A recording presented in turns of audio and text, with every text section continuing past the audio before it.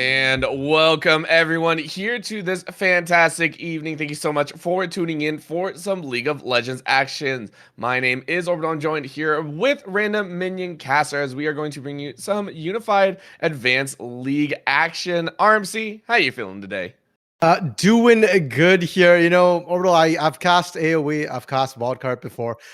So it's good to see kinda those teams. We should have some clarity here. Our match tonight is AOE veterans, not to be confused with their Proving Grounds team, and Mad City Wildcard, not to be confused with Wildcard Gaming here. They're a Mad City org team, so whole different things. They're both pretty big orgs here, and they both have multiple teams, I believe, in the UAL. Yeah, but that doesn't stop it from possibly being a very spicy matchup here. Mad City Wildcard, of course, sitting at 2-0 after the first 2 weeks, so looking to continue their undefeated reign. And AOE veterans looking to chalk up their second. They unfortunately had a reschedule in week 2, so they're currently sitting at 1-0. And I mean, this is I'm gonna poke a little fun here. I know this is I think the caster's favorite teams here, at least the organization. I think a few people have a lot of fun times here on the AOE squads. Yeah, but fair enough. There was an AOE caster team that actually tried to play through the EGL OQs. I fully acknowledge I was semi-guilty with that. Didn't actually make it on stream personally. Sadly enough, I wasn't able to make it, but yeah, as part of that. And you know what? Like, I actually don't know any of the veterans, sadly enough, here, but they are here. I'll be cheering them on, but I'll also be cheering on Mad City because we did used to cast them quite a bit in the UML Orbital. Like I said, they've got two teams here.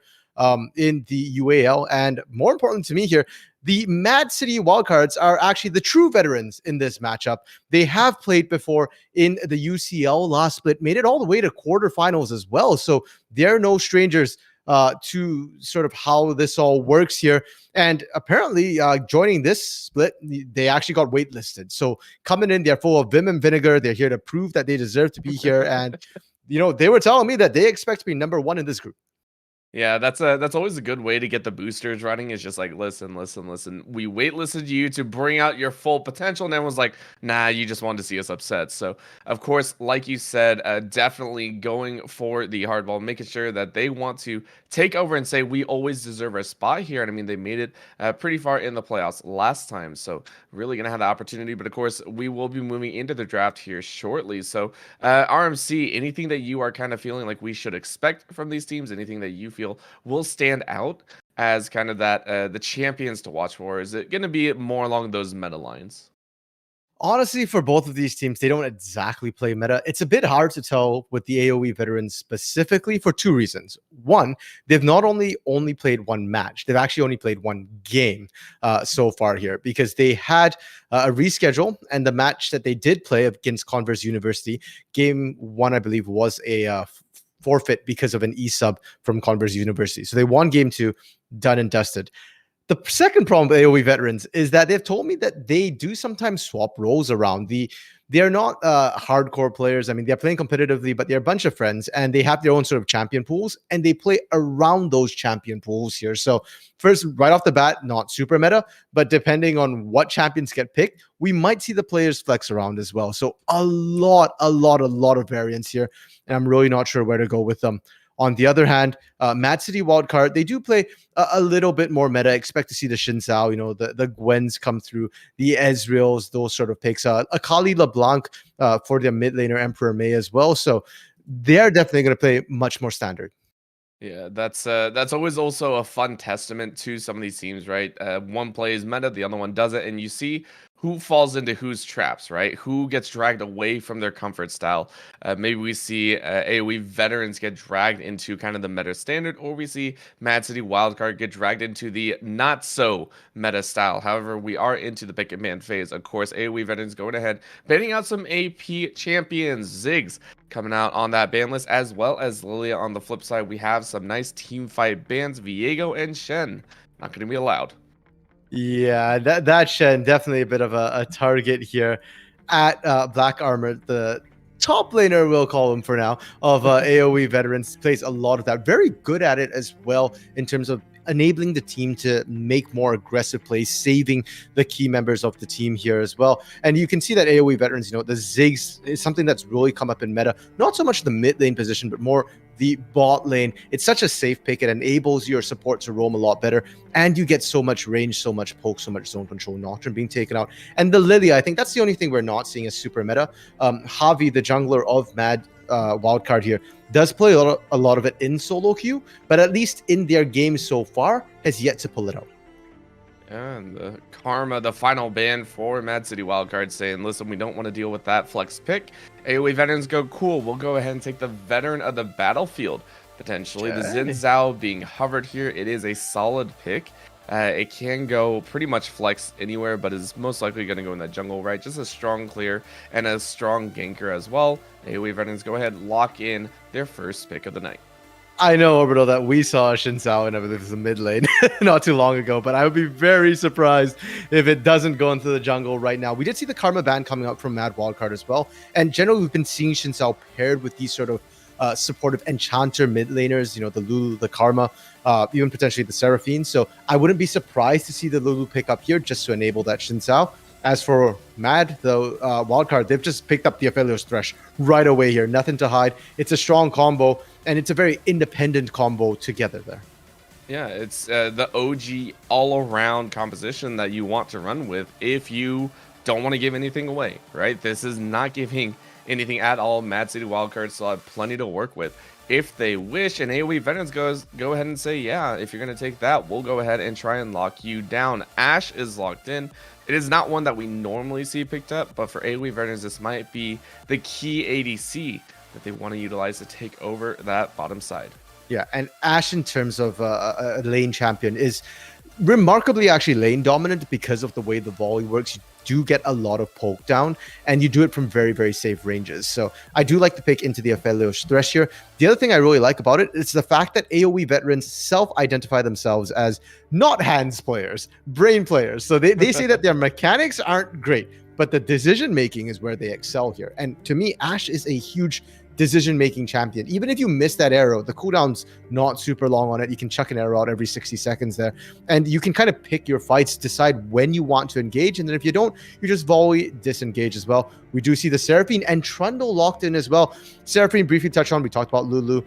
This might be a bot lane Seraphine as support with that Ashe, but even then, it's still a good sort of thing to pair with that Xin Zhao in terms of the later team fights. Trundle is something we're seeing rise in popularity here, Orbital, as a counter to that Xin Zhao, as somebody who can go toe-to-toe, and as the game goes on, can actually start winning those 1v1 duels. Not just that, it really signifies whenever you pick Trundle P3, it's basically saying, hey, look, you won't be allowed to pick a tank later, right? Like that locks out pretty much the top lane. You just don't want to give the Trundle the stats. So Wildcard playing it very close to the vest, saying, hey, that's what we want to do. Looks like Mad City Wildcard may have forfeited a ban a little bit, saying, hey, we can do without it.